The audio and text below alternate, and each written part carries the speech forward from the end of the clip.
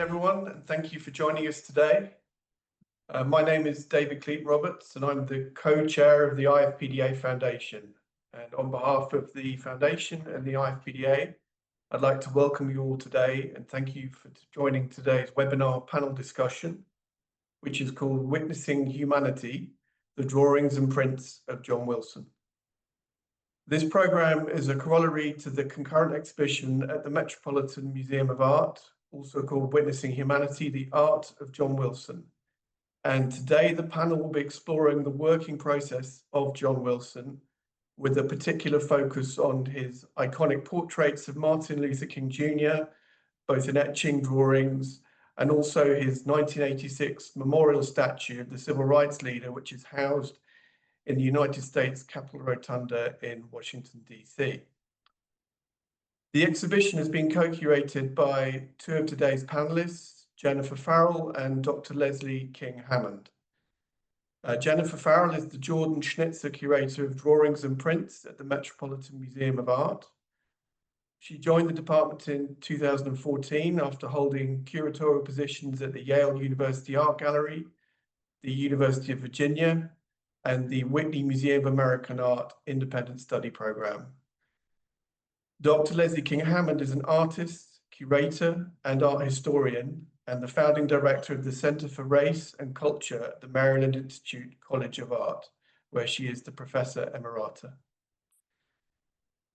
The exhibition is accompanied by an important publication, which includes contributions from both Jennifer and Leslie, and you can see a picture of the cover here on the screen in front of you. And additional programming for the exhibition has been made possible by a grant from the IFPDA Foundation. So without further ado, it gives me great pleasure to hand you over to Jennifer and Leslie, who will introduce you to the rest of the panel. Thank you.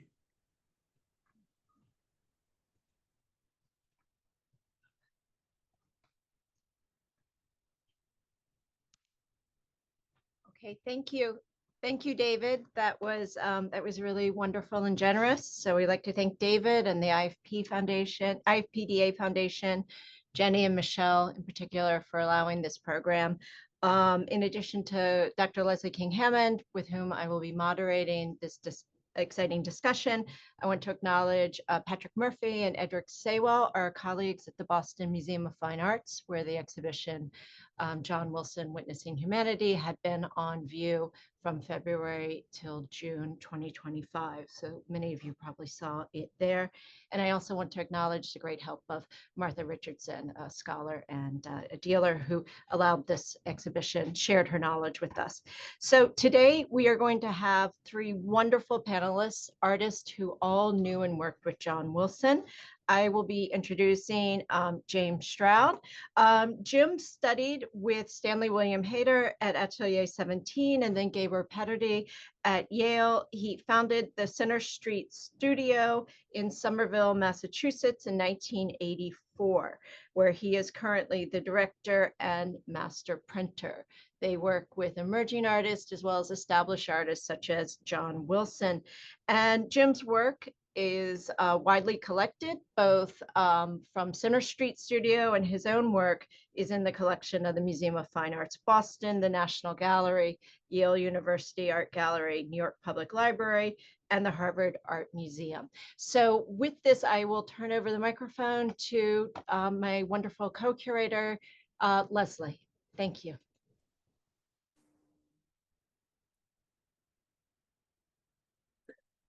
Greetings, everyone. I am so pleased to be on this panel with this wonderful group of stellar artists.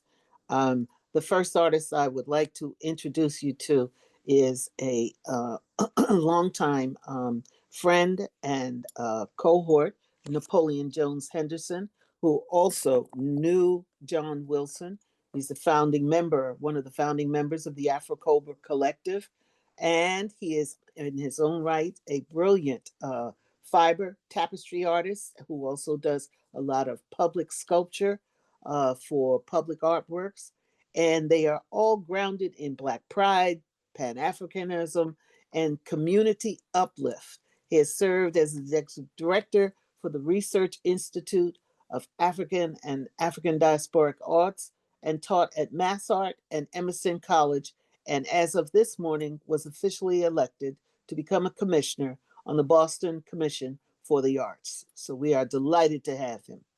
Second, we also have Joseph Norman, who is an artist who singularly is one of the only artists to have a two-person show with John Wilson at the MFA Boston. He is an artist and a printmaker known for his lithographs that navigate themes of American history, racial injustice, memory, personal narratives, and he is a professor of art at the University of Georgia's Lamar Dodd School of Art. He is a distinguishing professor at Johnson and Wales University. He also has an incredible group of mural artists, women, that he works with to do public art. And his work is located in collections of MAMA, MFA Boston, Museum of Art, National Gallery of Art, the Baltimore Museum of Art, and the Smithsonian Museum of American Art. And with that, I leave the rest of the program now to begin with Joseph Norman.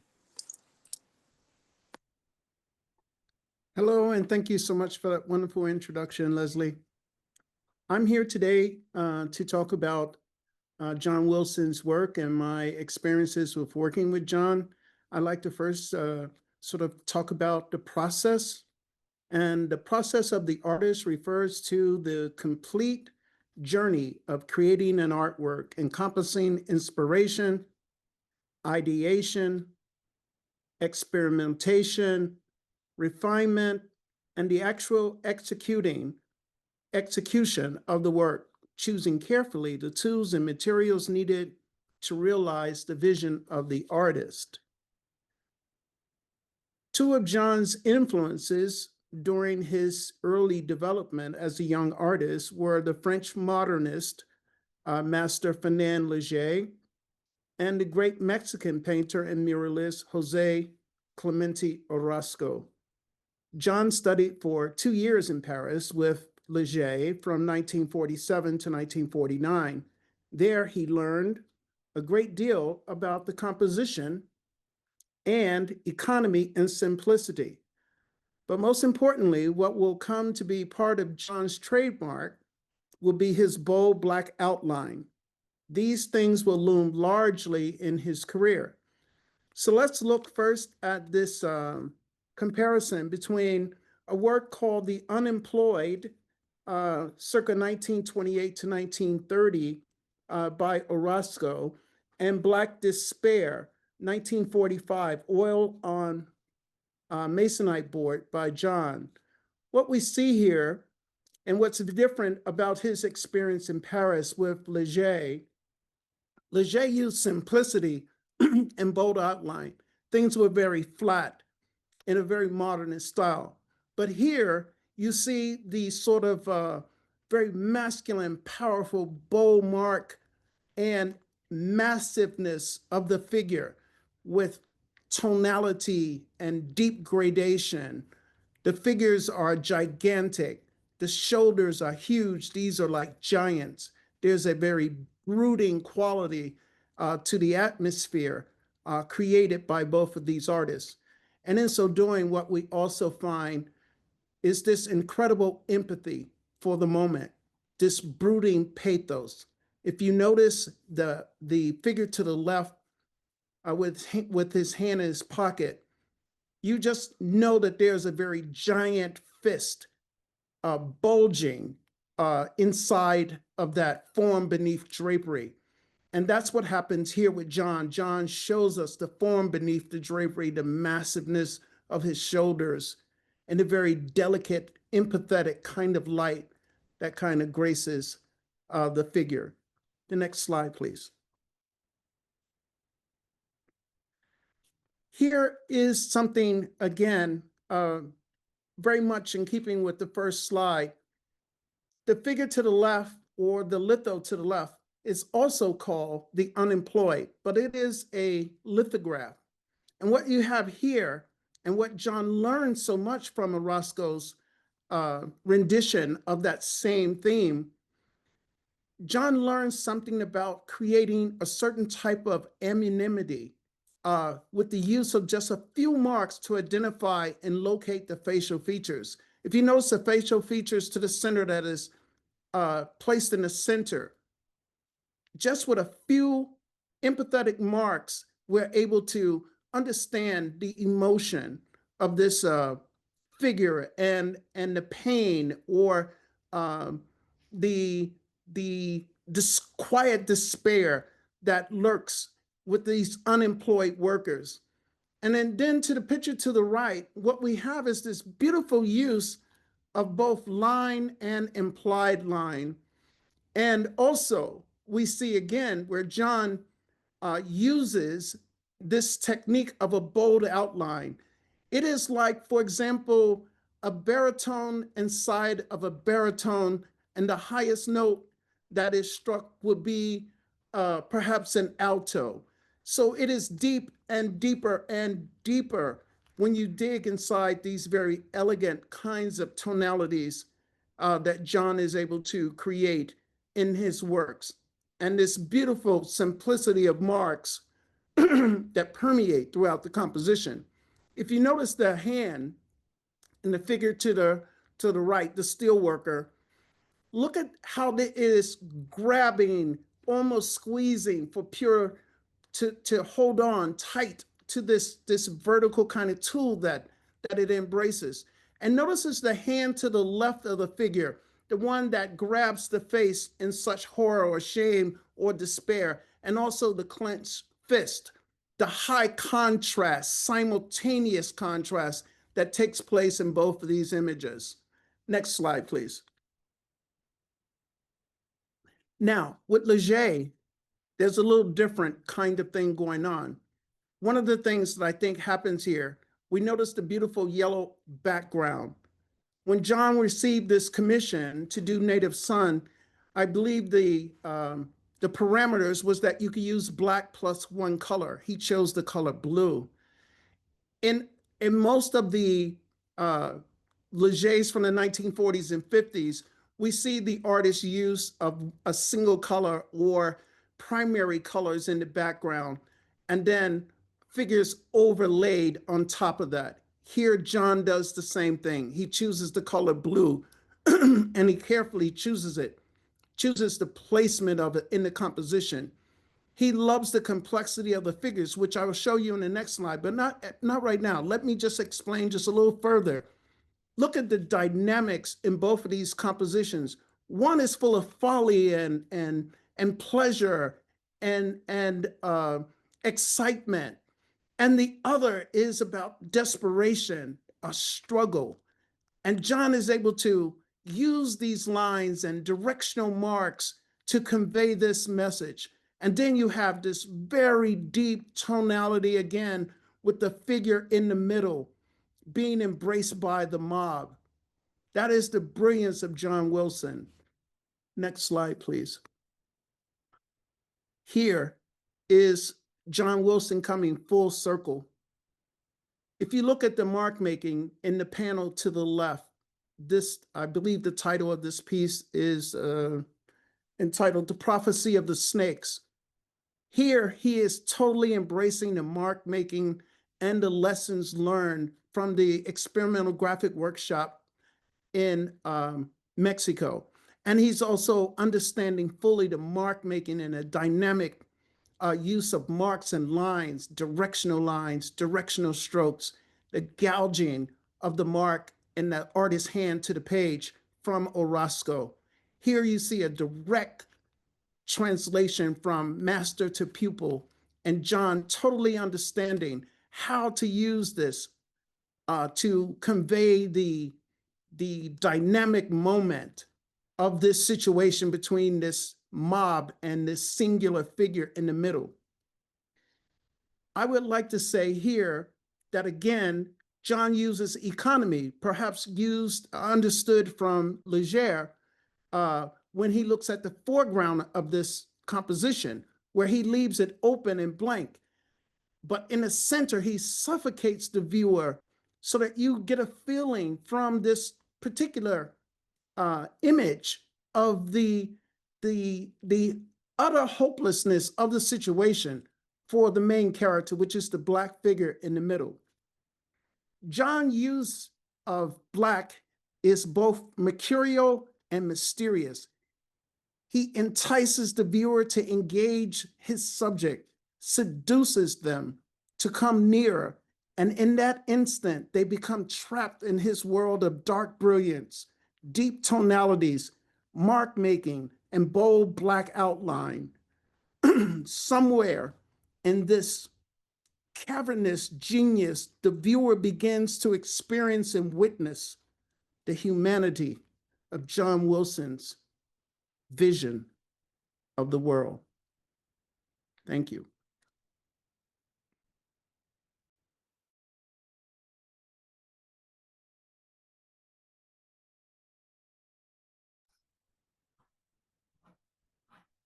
Hi there, I'm James Stroud, and I had the honor of working with John Wilson for the last 17 years of his life as a printer, making prints with him. And I'm going to be talking about the Martin Luther King portrait that we did together. But before I do that, I want to talk about the importance of the sort of a warm-up print that John did in advance in order to sort of reacquaint himself with the intaglio technique. I mean, it had been 3 years since we had done the Richard Wright suite, and he needed to sort of get his feet wet again in the process. And it also gave me an opportunity to establish a sort of a technical strategy for him to approach the plate. And so I'm going to perhaps, and I apologize in advance, get maybe a little technical, but I'll be illustrating it along the way, so you get to see how John developed his image. So this warm-up print is called Head Study, and it's actually it's the same sort of format. It's a close-up of actually the print, the MLK print, and the scale is much smaller. It's 20 inches by 16 inches, the plate. So give me the next slide. And so the first strategy, the first technique we used in our strategy was called a soft ground etching. And it's a thin layer of a sort of a waxy paint that gets laid down onto the copper plate. And we place a piece of paper on top of that.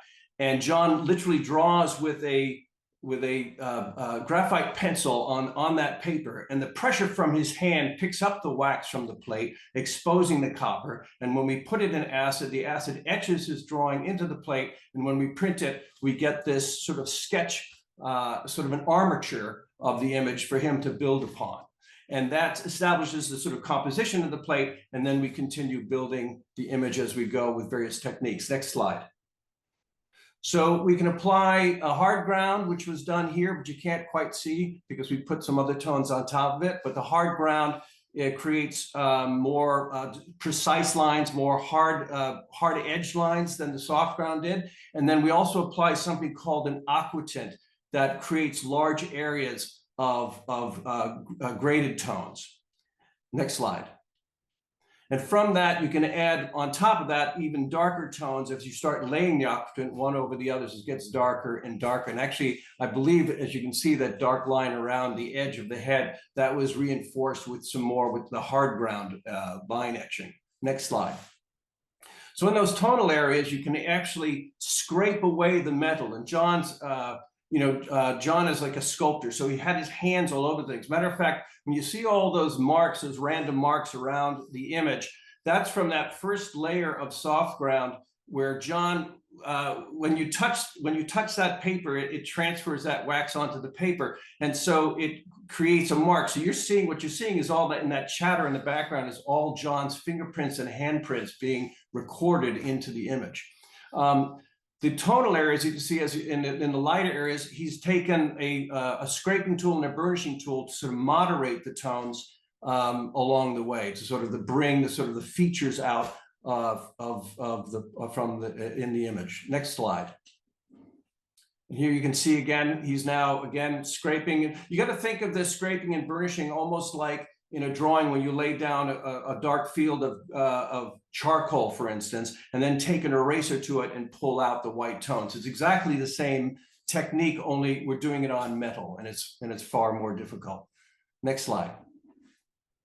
And here is a little bit more. Now, the aquatint technique, John is actually able to, I lay an aquatint on the plate, and John is able to take a brush with acid and lay that and paint directly onto the plate, creating these sort of soft wash-like tones. And that's how he's able to refine the features as we went along. And that's, I believe that's the final state. So it's important to see that, because that's the strategy that I applied to him to tackle the MLK print, the portrait of Dr. King. And next slide. And it's the difficulty we faced was twofold. The plate was far larger than the head study print, and that's because I made the mistake of giving John this enormous plate, 36 by 30, because I assumed that the original drawing upon which it's based was life size, but in fact it was much smaller. So the scale was a problem for John. And also now where head study, it didn't have to look like Dr. King, and the larger one, of course, did. The likeness had to be both spiritually and physical likeness of the man. And that's why it took far longer and took many more states in order to achieve. All right, first slide.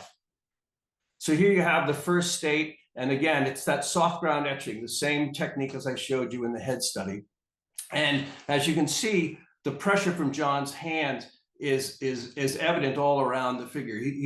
There is typically, when you do a technique like this, there's a wooden bridge that you can rest your hands on so that you don't touch the surface only with the pencil. But you can see John's fingerprints and palm prints are actually pressed into those, and they got etched and recorded into the plate. And fortunately, we decided to keep them in for the final print. We never went back and removed them. Next slide. So then I applied again that hard ground I talked about earlier, which is just a sort of an acid resist paint, and John is drawing through that with a very sharp needle, creating very precise lines. And we etched those pretty strongly into the copper plate. Next slide.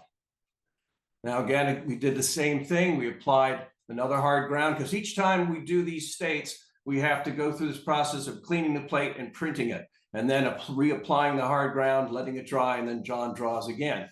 And now he's developing the features further. Next slide. Gets darker and darker, as you can see. And at this point, the likeness is not very strong, and the character drawing is rather aggressive. It didn't have the sort of the spiritual and the sort of almost ethereal quality that the drawing had. And so we had to start making some revisions. Next slide. Now I take that back. So this is the last of the really dark states, using only hard ground and no aquatint. So at this point, John realized that he'd gone too far. The likeness wasn't strong. The character of the drawing wasn't where he needed it to be. And so the remedy for that, of course, is now that scraping and burnishing technique I talked about earlier. John had to actually start to do some editing. Next slide. And there's the first attempt at scraping the metal down. You're literally carving the metal down to smoothen it out so it no longer holds as much ink. And he then had to continue going on. Do it again. Another slide. And then another slide. Next slide, please.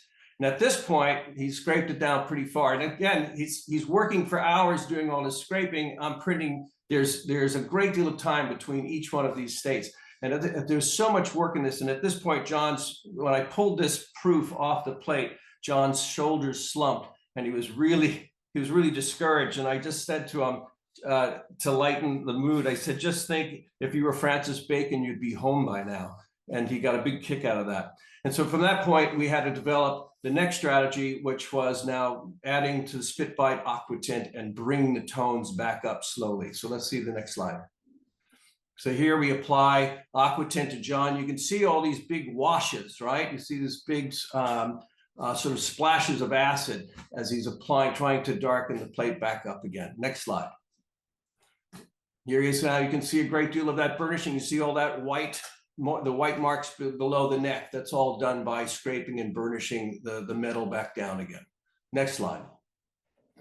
Now he's added more spit bite. He's just painting with acid directly on top of the aqua tinted plate, creating more tone. Next slide. Refining it a little bit more. As you can see, the color of the paper changes. We had various proofing papers, and John wanted to see each state on different sheets. Next slide.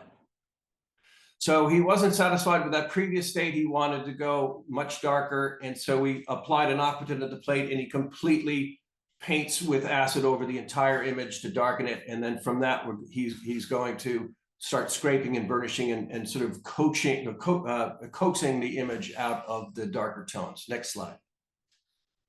So this is an interesting, so from that last slide that you just saw, this one is a duplicate of that last one. I sent John home with it so that he can work directly on the proof to make the image, make the print look the way he wants the actual plate to look. And so from that previous state, John drew and actually used an eraser and used charcoal and graphite to make the image on the sheet the way he wants it to be on the plate. And that became our standard. That became our goal for the rest of the project right there. We had that hanging up on the wall. Next slide.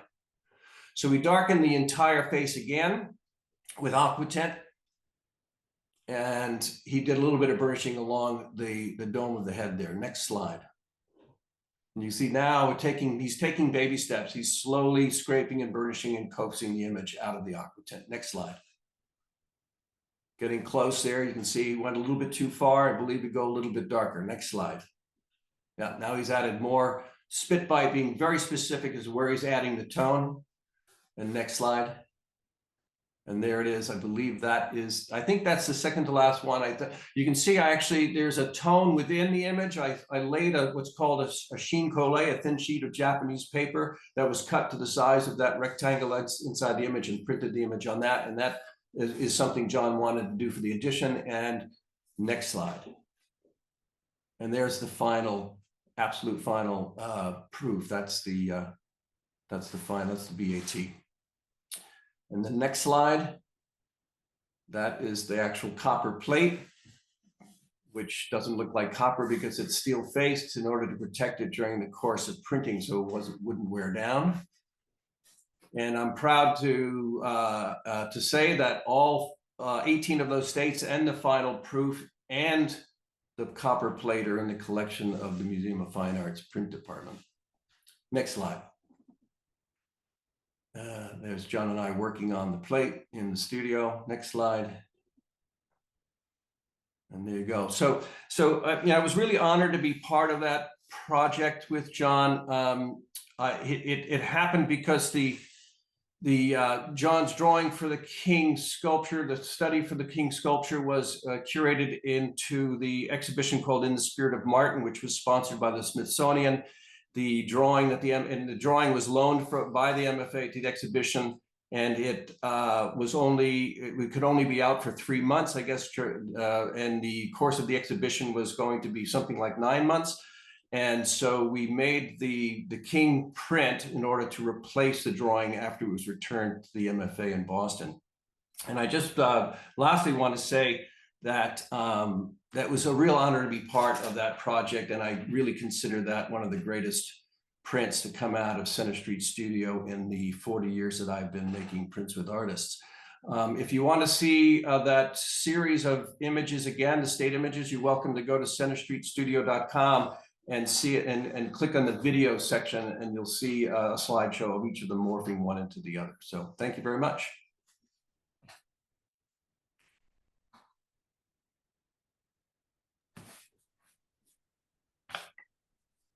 Good afternoon, everyone. Following behind two extraordinarily gifted and talented artists here who have laid the groundwork for a deep understanding of John's two-dimensional works in very deep retrospect. I have had the pleasure and the honor of knowing John for a good part of the 50 years I've lived here in Boston. And John has a very close relationship. I have a very close relationship with John for a number of reasons. One, because of his warmth and humanity and giving, as well as the fact that John is just a couple of years younger than my father. And he also, his middle name, John's middle name is Woodrow. And that's my father's first name. So John and I started out before I got here as knowing each other. Next slide. And I just want to share my personal journey with John and two works of his that are in the public domain here in Roxbury. Eternal Presence on the grounds of the Museum of the National Center of Afro-American Artists, and the piece depicted before you here in maquette and in drawing, and a similar relationship of a same subject on the left of a father and son. John very much saw his work as not only two-dimensional, but also three-dimensional. And both Joseph and James have articulated quite well the three-dimensional qualities of John's work. Both of them have referred to his work as being sculptural, three-dimensional. And when you look at John's work, his drawings, particularly if you look at the father and son drawing to the right and the maquette, you see the same manner of volumetric body form that's there that Joseph spoke about in a number of John's works. But if we go to the next slide, we can see that this is the actual work itself, which is roughly 8 feet high. This work stands at the intersection of the pedestrian entry and exit from the community where I live. I have the honor and pleasure of always seeing this work. I can see it on a daily basis by just simply walking down 2 blocks from my house, and there it is sitting on the campus of Roxbury Community College. Roxbury Community College and this particular work are very significant to Roxbury as a community, which is the community where John was born, Roxbury, Massachusetts, and the community in which I live in. He spent quite a bit of time, not only in the community itself, but as a person, giving to younger artists as well as his colleagues of his same age throughout his career. And we've spent many hours and many different days and times as we would run into each other traveling on public transportation, my going to shop at the supermarket and he coming out of the supermarket, and we say we're going to get together and share some bread and tea, and end up spending an hour or two talking, and then we'd spend several months not seeing each other necessarily.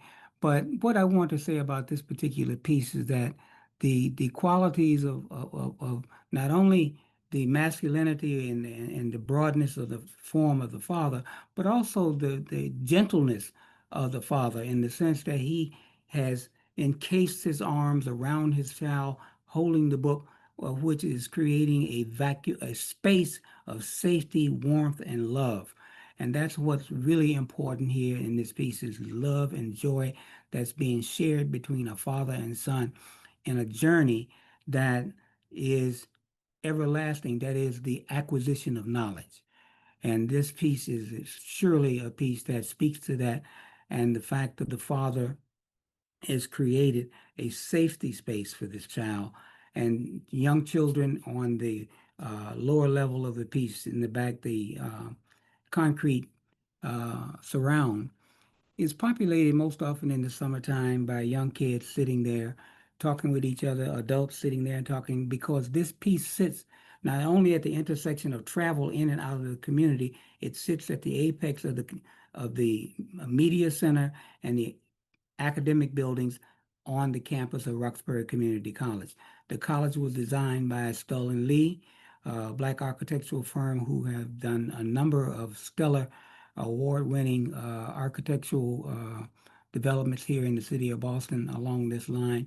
They developed this campus, and it's significant that this piece is located there because the campus was developed as not only an academic center, but a location for the acquisition of public artworks continually throughout the years of the college's existence, and to populate the whole campus full of art, so that it became not only an academic center, but a museum as well, a living museum in which people utilize on a daily basis. And so this piece not only sits at this intersection where it interfaces with the general public, but also with the academic public, and the choice of father and son and a learning composition as we have before us is more than a tribute to what the institution that this piece sits upon really does on a yearly and daily basis. Next slide, please.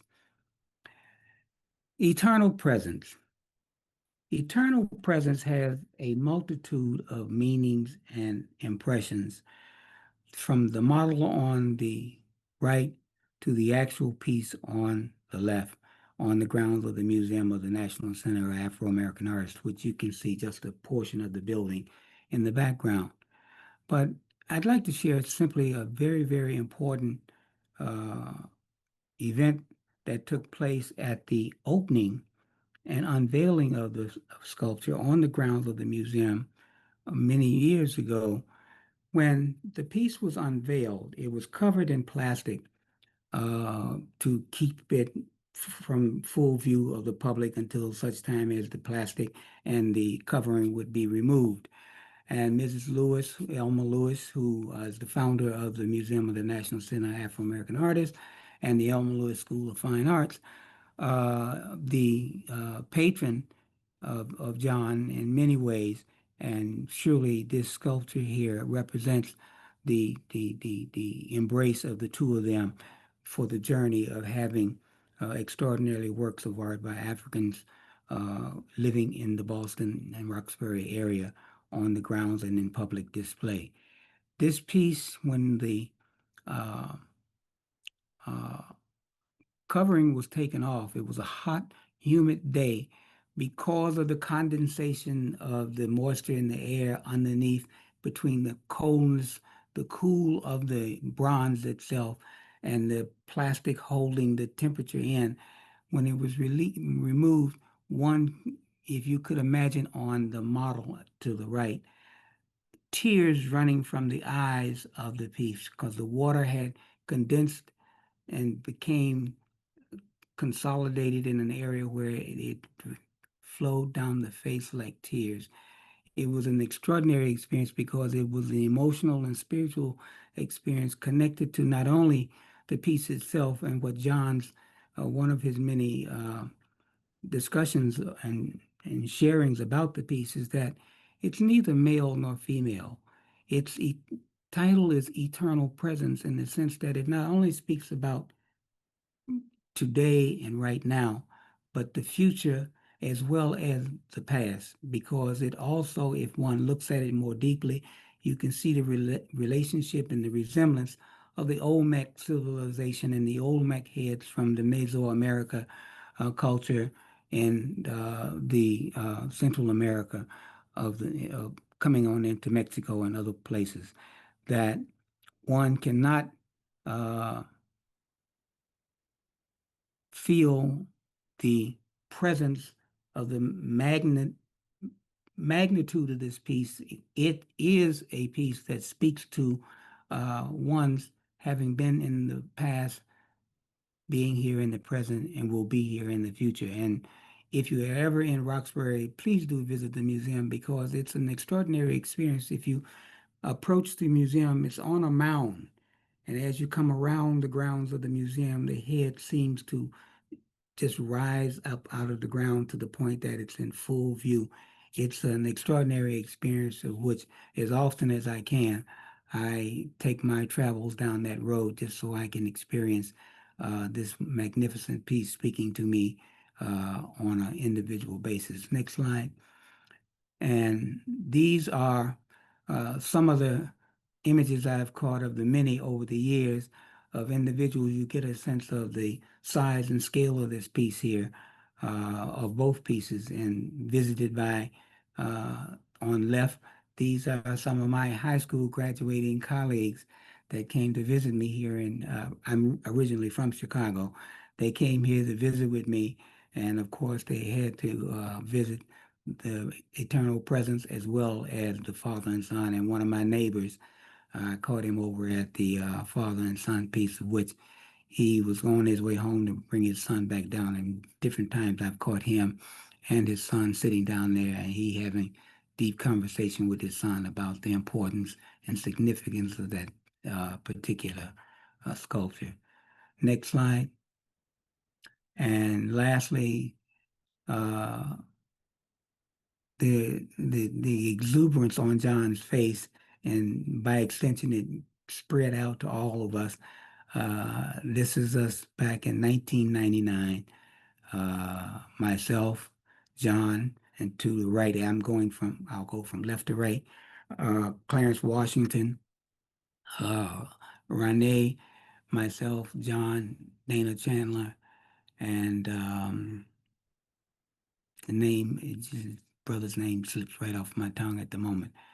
But this is an example of John's not only giving to the larger community, but his being a part of the community as a whole.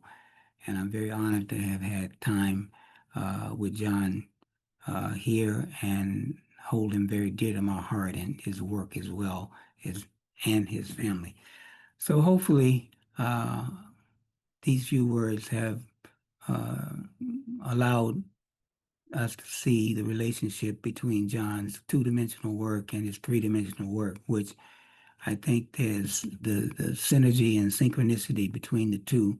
There's no distinction one from the other. His two-dimensional works are just as three-dimensional as his three-dimensional works are two-dimensional. And by extension, he has given the world a great treasure, and eternal presence will be here along with the Olmec heads for time immemorial. Thank you very much.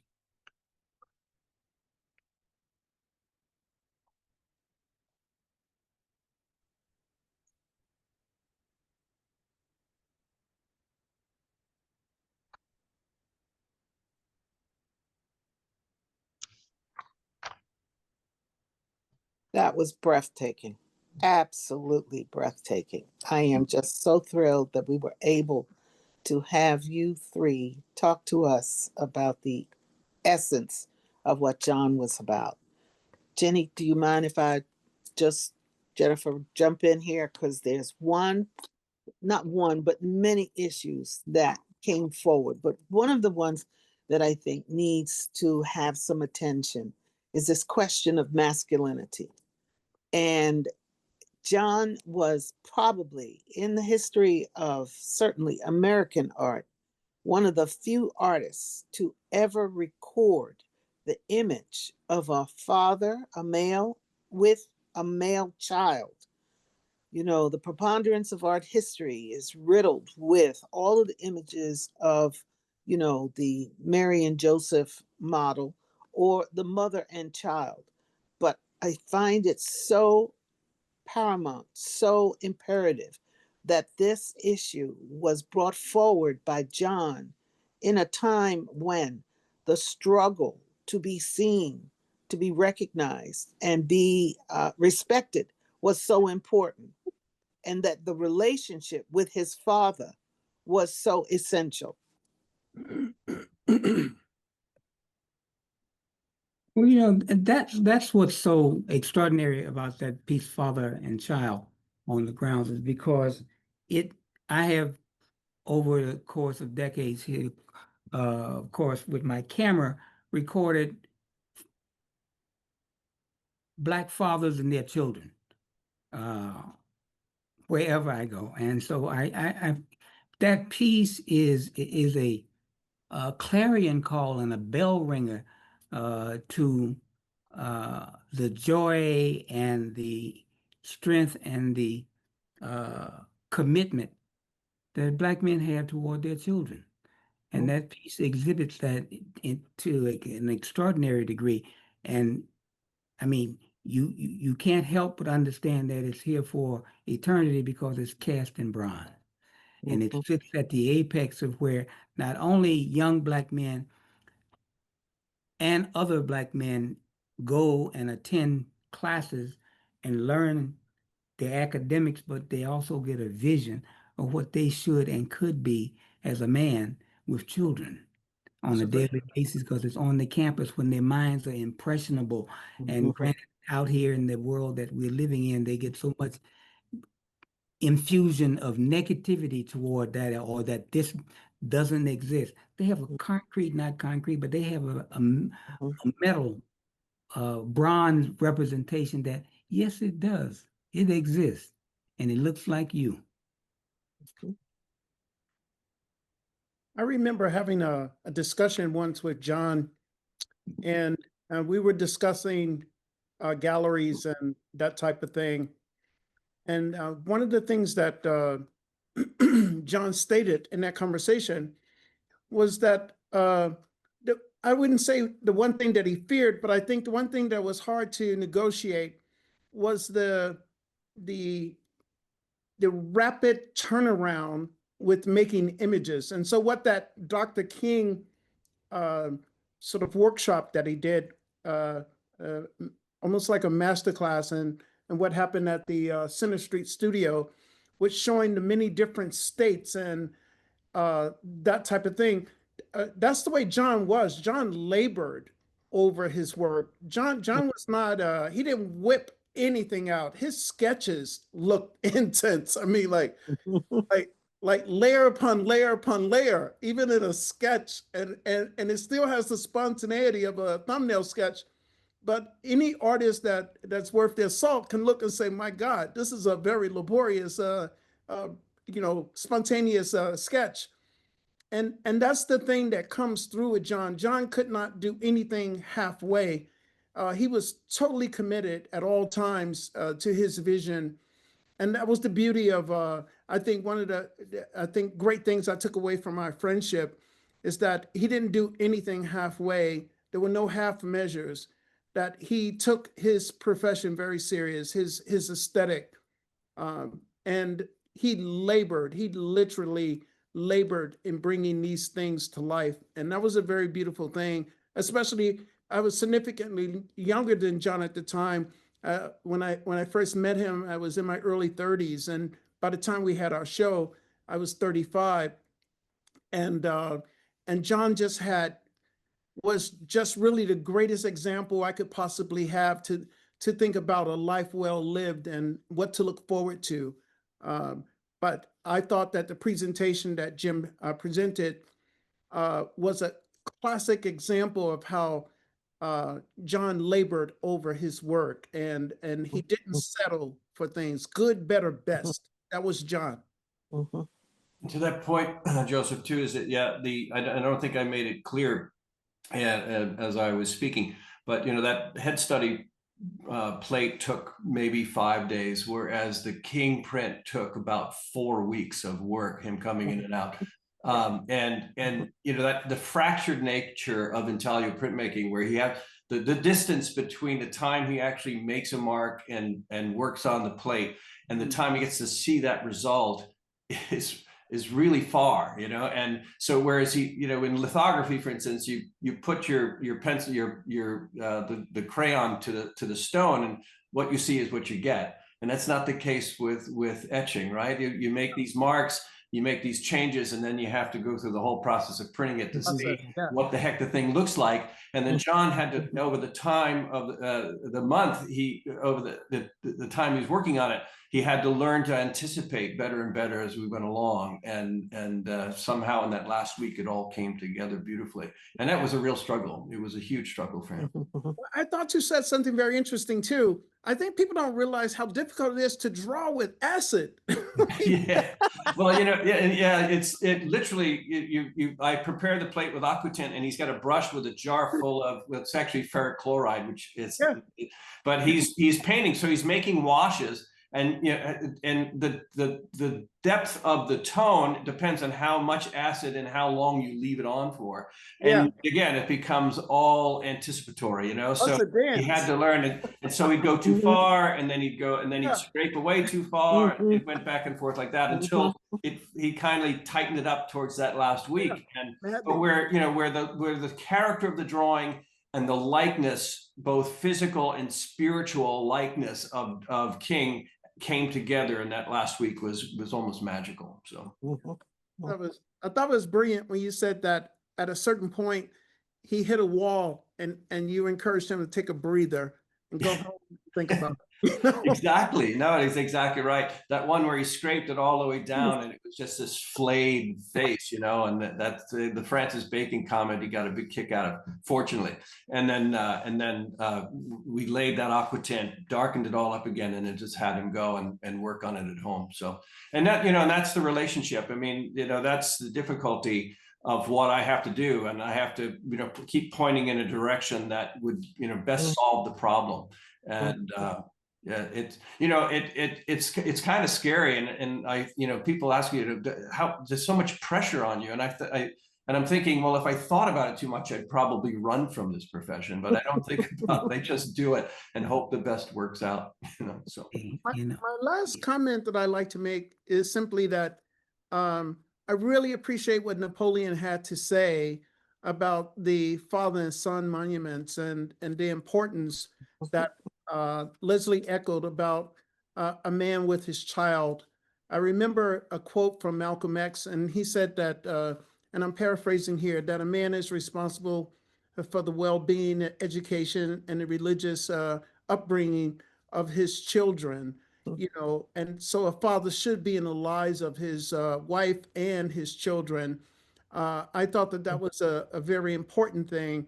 And I'd also like to say that for those of you who have not had a chance to see this exhibition or purchase the catalog, that you really need to get to the Met.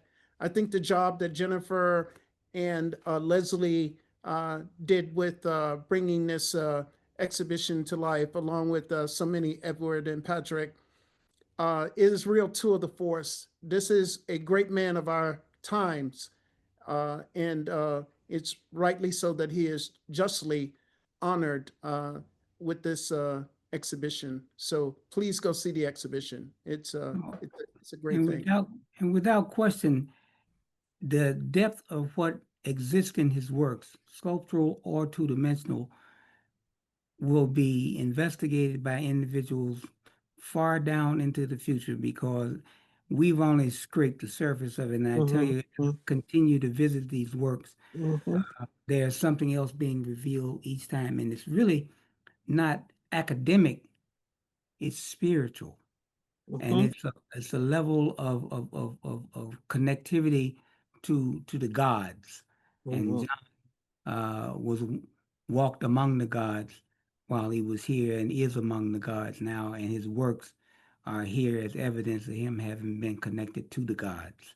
I have a question that I think maybe you all brought up to some degree, is how he moved between different mediums and different techniques. Napoleon, you talked about two-dimensional and three-dimensional, and this might relate to it also, is how he saw the role of the artist, because you had that wonderful plaque that you had in front of the sculpture about reaching a broader audience, and about how he really can be seen as working in a very public format, not only with the sculptures, his goal to make murals, and he did with Incident, but I think we could even consider prints to some degree a public form, the way he, especially coming out of Mexico. So I wondered if the three of you could talk a little bit about that, about how he moved between different mediums and techniques, as well as his vision for the artist in relation to a broader public.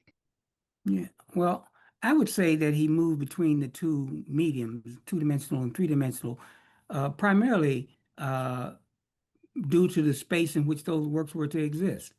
The fact of the matter of eternal presence was to be a piece in the public venue to speak and he was aware of the landscape. So he knew that when you came and approached that piece from a certain direction, it would rise up out of the ground and become eternally present in your space, when you came upon it, as well as the Father and Son. That was equally an eternally present image because it's been in the past, it's present in today, and it shall be in the future. And so I don't think John necessarily saw a difference between one or the other. It was just more or less driven by the locale in which those works were to possibly exist into their, future. Yeah, and I mean, I consider intaglio printmaking and printmaking in general really just a technical extension of drawing. But the distance between actual drawing on paper and drawing on a plate and crafting a plate is really is quite wide, that difference. And John navigated that beautifully. I mean, he was fearless. John was fearless in approaching the plate, as you can see in that first state with the with the soft ground. I mean, I mentioned to him, John, anytime you touch that thing, you're going to record a mark. So here's a bridge if you want to use it. And he had no interest in it. His hands were all over that thing. He was a sculptor, right? So he's got his hands down on it, he's drawing away and he's doing what he had to do. So, it's all one and the same act to him. I don't think nothing got in his way. So, yeah. I think Jennifer and I had this discussion at the opening, whether or not it would be wise to clean one of the images. Do you recall that conversation, Jennifer? Yes, about- it was following up on with Jim about the fingerprints, the discussion about whether to keep the fingerprints, Right. the print or not. Yeah, and you just have to keep it because it's Right. so integral to, what the reality of the image was, the artist's process. Now, Jim, you know this from experience, and you alluded to it. It's day and night. Someone that's doing intaglio and somebody's doing litho. I mean, litho is just straightforward. I'm a lithographer. I couldn't imagine doing this thing that John did. It's too much. It's just too much waiting. Too much. You're up to it, Joseph. I don't know. He can do it. I don't know. It is a very unnatural thing to scratch into metal. It really you is just- a whole different thing, man. You can do it. Well- You just need someone like me. There you go. There But you you go. understand, that's an important thing, though. There's a big difference between, usually a person is either a lithographer or, intaglio etcher or something like that. It's a total different feel, that kind of thing. And John did it seamlessly. He got quality from both areas, from both disciplines. And I don't know what your experience was, Napoleon, with printmaking exactly. Did you do both? I haven't done either of those. I'm mostly serigraph and that kind and block printing. Okay. But mostly 99 out of 100 works is serigraph with Okay. multi. So I'm excited about trying litho, intaglio. I'm with you on that.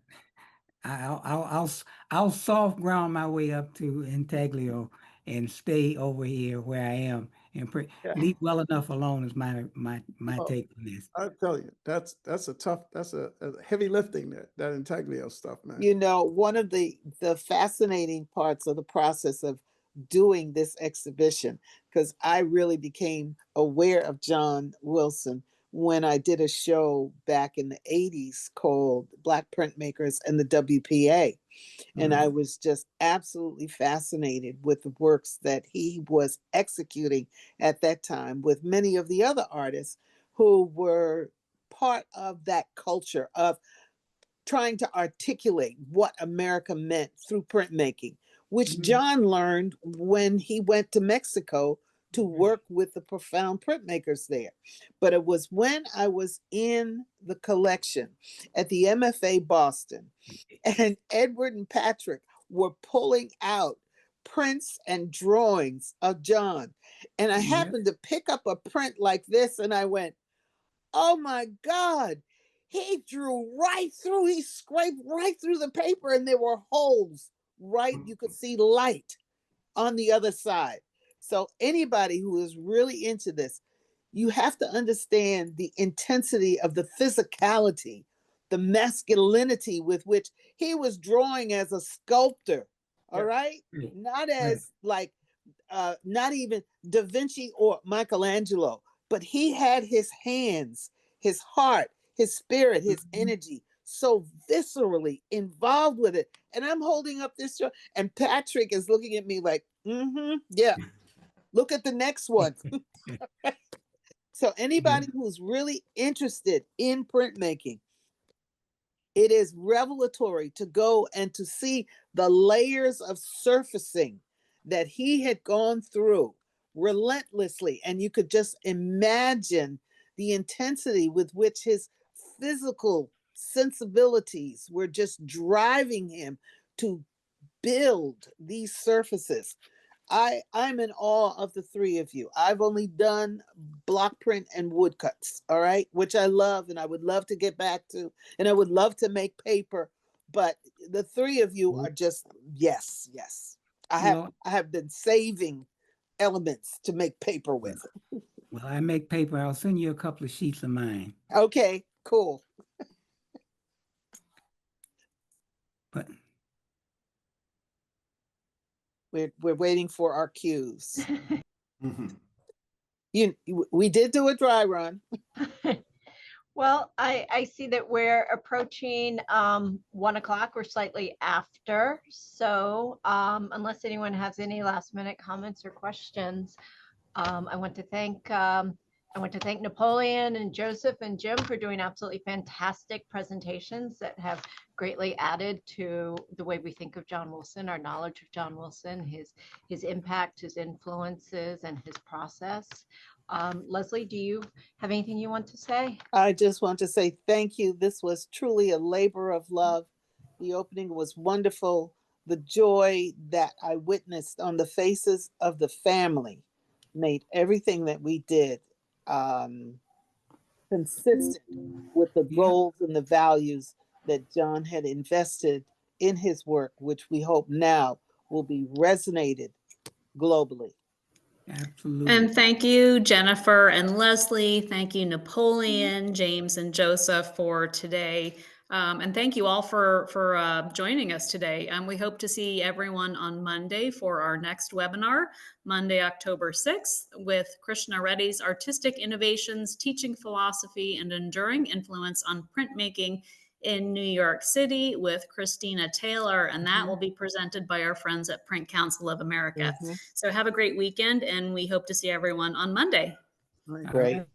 Bye, everyone. Bye-bye. everybody. Thank Bye. you. Thank you. Bye-bye. Nice being here today.